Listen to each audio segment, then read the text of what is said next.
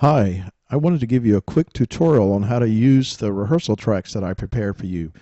At your computer, open up your browser, and hopefully you've saved the Forest Hills Presbyterian Church website as a bookmark. If you haven't, you may want to go ahead and do that.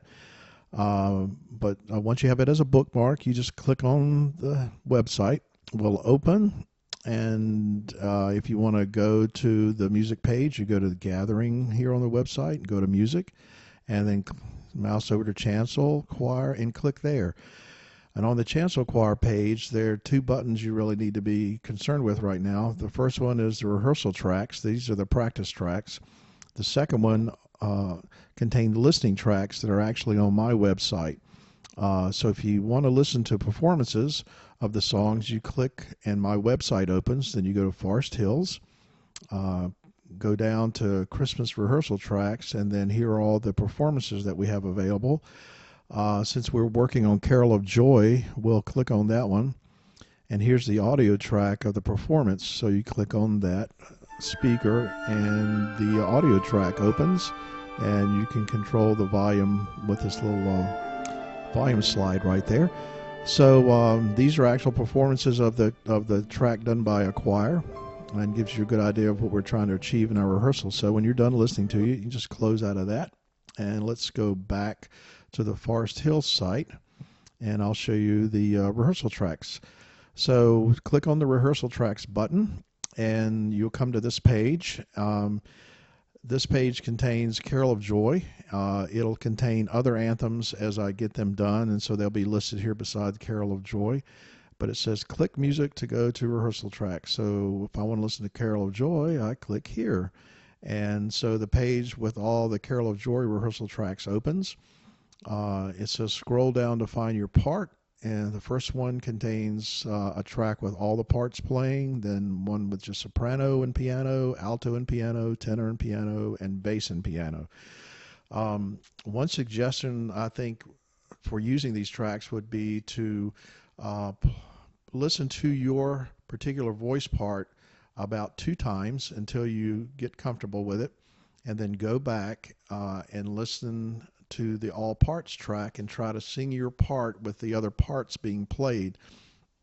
And then another suggestion would be, if you happen to have your music with you, is to practice looking at your music and trying to sing the parts.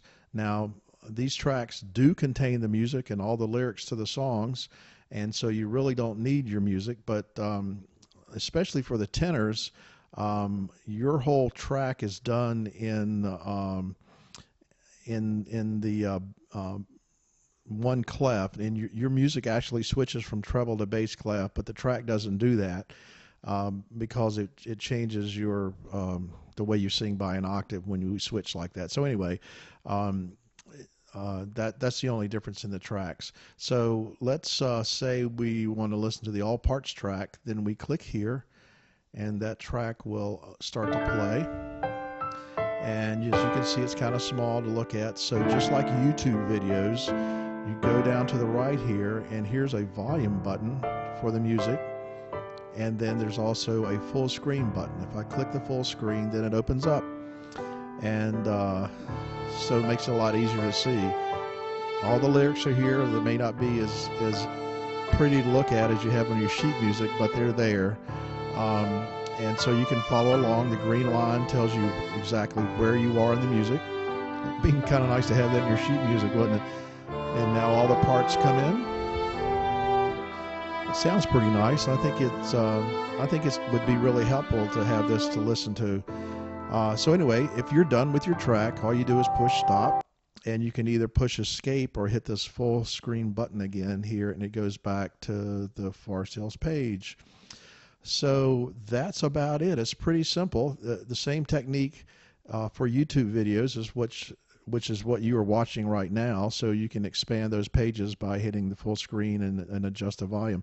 On YouTube, there's also a little, looks like a gear, sits about right here, that if you click that gear, you can change the quality of the videos. A little screen will pop up. And so I would suggest going to like 720 HD if your computer can handle it. You can go to 1080p if you want to.